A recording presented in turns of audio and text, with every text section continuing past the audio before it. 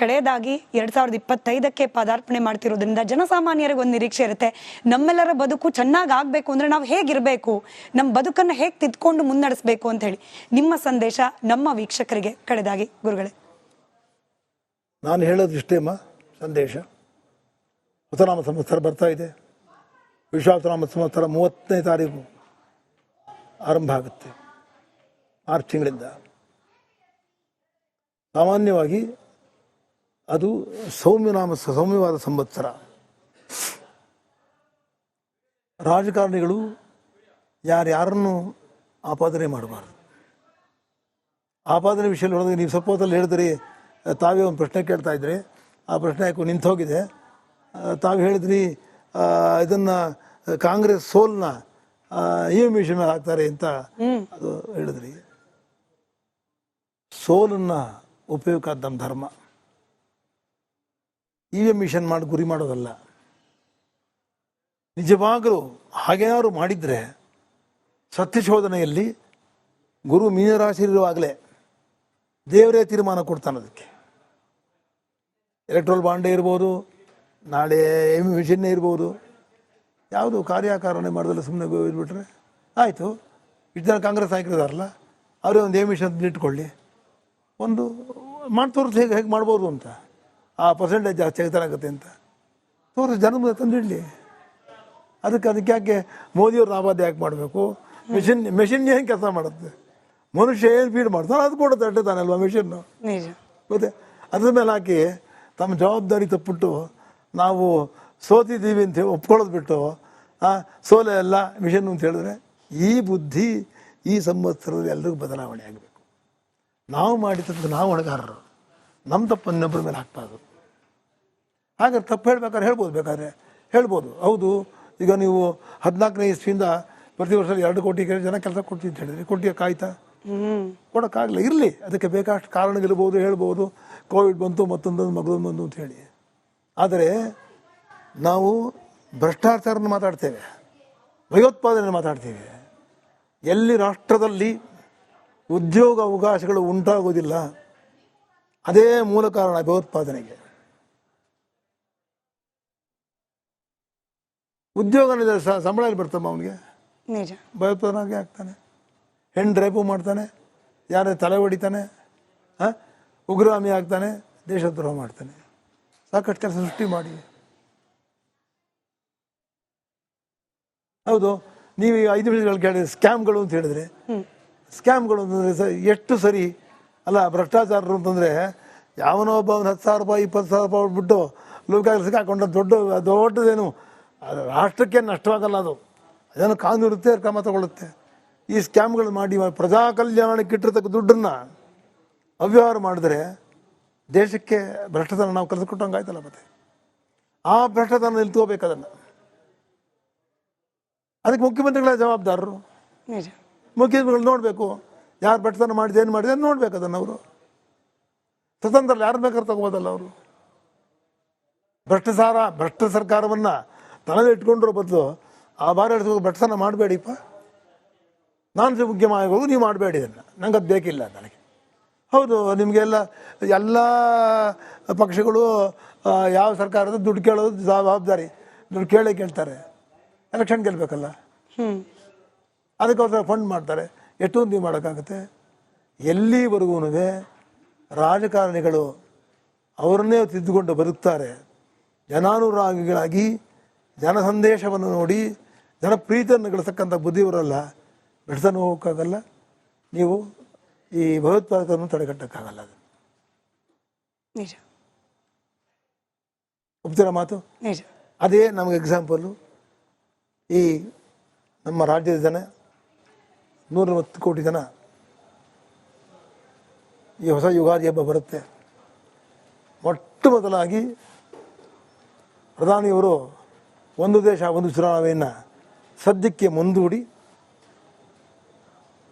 ಈ ಏನಿದೆ ವೋಟ್ ಮತದಾನ ಅದು ಆಗಲೇಬೇಕದು, ಕಡ್ಡಾಯವಾಗಿ ಮತದಾನ ಮಾಡೋಕ್ಕೆ ಮೊದಲು ಅದನ್ನು ಜಾರಿ ಮಾಡಲಿ ಅವರು. ಕಡ್ಡಾಯ ಮತದಾನ ಮಾಡಿದ್ರೆ ನಾಳೆ ಒಂದು ದೇಶ ಚುನಾವಣೆ ಬಂದೇ ಬರುತ್ತೆ. ಆಮೇಲೆ ಅದಕ್ಕೇನು ಮಾಡಬೇಕಾಗಿಲ್ಲ ನೀವು. ಆಮೇಲೆ 30 ಕಿಲೋಮೀಟರ್ ಒಂದೊಂದು ಭಾಷೆ ಇದೆ ಉದ್ದಗಲ ದೇಶದಲ್ಲಿ.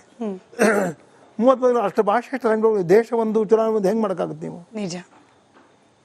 You can find at every 30th kilometer, your language will change, your style will change, your food will change, people will change. How can you do it? It is not possible. ಅದರ ಬದಲು ಇದನ್ನು ಮಾಡಲಿ, ಇದನ್ನು ಕಡ್ಡಾಯ ಮತದಾನ ಮಾಡಲಿ. ನಿಜ. ಕಡ್ಡಾಯ ಮತದಾನ ಮಾಡಿದ್ರೆ ಇದಕ್ಕೆ ಸವಲತ್ತು ಕೊಡಲ್ಲ ಅಂತ ಹೇಳಿ. ನೀವು ವೋಟ್ ಮಾಡಿದ್ರೆ ಸವಲತ್ತು ಏನು ಕೊಡ್ತೀವಿ, ಸರ್ಕಾರ ಕೊಡಲ್ಲ ಅಷ್ಟೇ. ಜನರು ಕೂಡ ಆಟೋಮೆಟಿಕ್ ಆಗಿ ಮತದಾನದ ಬಗ್ಗೆ ಜಾಗೃತಿ. ನೋಡಿಮ್ಮ, ಯಾವ ಕಡ್ಡಾಯ ಮತದಾನ ಮಾಡ್ತಾರೆ ಅವತ್ತು ವೋಟಿಗೆ ನೋಟ್ ಕೊಡಬೇಕಾಗಿಲ್ಲ. ನಿಜ. ಭ್ರಷ್ಟತನ ತಾನೇ ಹೊರಟೋಗುತ್ತೆ. ನಿಜ.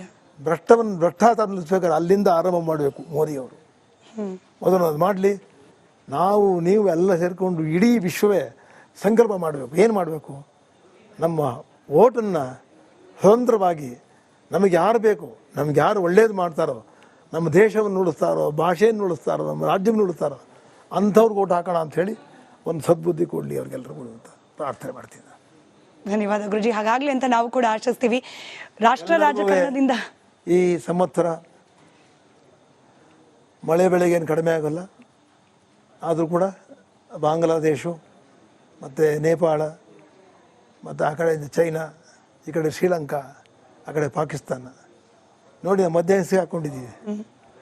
ಇದರಿಂದ ಎಚ್ಚರಿಕೆಯಿಂದ ಪ್ರಧಾನಮಂತ್ರಿಯವರು ಸಾಗಲಿ. ಉತ್ತರ ಭಾರತ ಕಡೆ ತುಂಬ ಚಳಿ ಜಾಸ್ತಿಯಾಗಿ 10 ಸಾವಾಗುತ್ತೆ. ಅದೇ ರೀತಿ ಮುಂದಿನ ಸಂವತ್ಸರದಲ್ಲಿ ಬೇಸಿಗೆಯಲ್ಲಿ ಸುಡೋ ಬಿಸಿಲು ಈ ಸಲ 55 ಡಿಗ್ರಿ ದಾಟಿಬಿಡುತ್ತೆ. ಎಲ್ಲೋ ಬಿಟ್ಟು ದಾಟದೆ. ಆಮೇಲೆ ಕೆಲವು ಗುಡ್ಡಗಳು ಪರ್ವತಗಳು ಬೀಳ್ತವೆ. ಏನಪ್ಪ ಅಂದರೆ ಗೌರಿಶಂಕರ ವೃತ್ತಕ್ಕೇನು ಬಾರದು. ಅಲ್ಲಿ ಕೇದಾರೇಶ್ವರದಲ್ಲಿ ಸ್ವಲ್ಪ ತಾವು ಓದಿರ ಅಂತ ಕಾಣ್ತಾ ಇದೆ. ಅದೆಲ್ಲ ಸರಿಪಡಿಸಿ ಮೋದಿಯವರು ಅದ್ರ ಕಡೆ ಗಮನ ಕೊಡಬೇಕು. ಯುದ್ಧ ಭೀತಿ ಇರಬಾರ್ದು, ದೇಶದಲ್ಲಿ ಆಹಾರ ತೊಂದರೆ ಇರಬಾರ್ದು. ಎಲ್ಲಕ್ಕಿಂತ ಮೊದಲು ಮೋದಿಯವರು ಮಾಡಬೇಕಾದ ಕೆಲಸ ನಾವೆಲ್ಲ ಚೆನ್ನಾಗಿರ್ಬೇಕಾದ್ರೆ ನಮ್ಮ ಭಾರತ ದೇಶಕ್ಕೆ ವ್ಯವಸಾಯ ಬೆನ್ನೆಲುಬು. ನಿಜ. ಆ ರೈತರನ್ನು ಕಾಪಾಡಿ, ರೈತರನ್ನು ಸ್ಪಂದನ ಮಾಡದೇ ಇದ್ದರೆ ದೊಡ್ಡ ಒಂದು ಸಿಲ್ಕೊಂಡ್ಬಿಡ್ತಾರೆ. ಆ ಸಿಲ್ಕಬಾರ್ದವರು ಅವ್ರೇನು ಮಾಡ್ತಾರೋ ಮಾಡಲಿ. ಆದರೂ ಆ ಕಡೆ ಸ್ವಲ್ಪ ನೋಡಲಿ. ಸ್ವಲ್ಪ ಹಿಂಸಾಚಾರ ವೆಸ್ಟ್ ಬೆಂಗಾಲ್ ಕಡೆ ಆ ಕಡೆಗಿರುತ್ತೆ. ಉತ್ತರ ಪ್ರದೇಶದಲ್ಲಿ ಭಯೋತ್ಪಾದನೆ ಇರ್ತದೆ. ಅದನ್ನು ಮಟ್ಟ ಹಾಕಬೇಕಾಗತ್ತೆ. ಅವರು ಯುದ್ಧ ಭೀತಿ ಇದೆ, ಅದನ್ನು ನೋಡ್ಕೋಬೇಕು. ಯಾವುದನ್ನೂ ಬಾಂಗ್ಲಾದೇಶದಿಂದ ಮುಸ್ಲಿಮ್ಗಳು ಒಳಗೆ ಬರೋರಿದ್ದಾರೆ. ಆದರೆ ನೇಪಾಳ ನಮ್ಮ ಸಂಸ್ಕೃತಿ ಇದೆ, ಮೆಲ್ಲಿಗೆ ಜಾರ್ಕೊಂಡು ಹೋಗ್ತಾ ಇದ್ದಾರೆ. ಅಪಾಯ ಇದೆ. ಶ್ರೀಲಂಕಾ ಅವರು ಅಲ್ಲೇ ಚೀನಾ ಬಿಟ್ಕೊಂಡಿದ್ದಾರೆ. ಅವರು ಕೂಡ ಅಪಾಯಕ್ಕೆ ಹೋಗ್ತಾರೆ. ಹೋಗಬಾರ್ದು. ಭಾರತ ಯಾರಿಗೂ ದ್ರೋಹ ಮಾಡೋ ಬುದ್ಧಿ ಇಲ್ಲ. ನಮ್ಮ ಜನಕ್ಕೆ ದ್ರೋಹದ ಬುದ್ಧಿ ಇಲ್ಲ. ಯಾರೋ ವಂಚನೆ ಮಾಡ್ಬೋದು, ಒಂದು ಸ್ಕ್ಯಾಮ್ ಮಾಡ್ಕೋಬೋದು. ಅದು ದೇಶದ್ರೋಹಿಗಳಲ್ಲಿ ಯಾರೂ ಇಲ್ಲ ಇಲ್ಲಿ. ಅಂಥ ದೇಶ ಇರುವಾಗ ಮೋದಿಯವರು ಎಲ್ಲರೂ ಒಟ್ಟಿಗೆ ತಗೊಂಡೋಗಿ ಆಯಿತು. ಅವರು ಅನುಮಾನಾಸ್ಪದ ಬೇಡ, ಏನು ಕಳ್ಕೊಂಡಿದ್ದೀಗ ಆಯಿತು, ಅವರು ಖಾತ್ರಿ ಇದೆಯಲ್ಲ ವೋಟಿಂಗ್ ಮೆಷಿನ್ ಚೆನ್ನಾಗಿದ್ದೀವಿ ಅಂತ ಆಗಲಿ. ಅದಕ್ಕೇನು ಬೇಕಾದ್ರೆ ಒಂದು ಪರೀಕ್ಷೆ ಮಾಡಿಸ್ತೀವಿ. ಅವರು ಏನು ತಪ್ಪೇನಿದೆ ಅವರಲ್ಲಿ? ನಿಜ.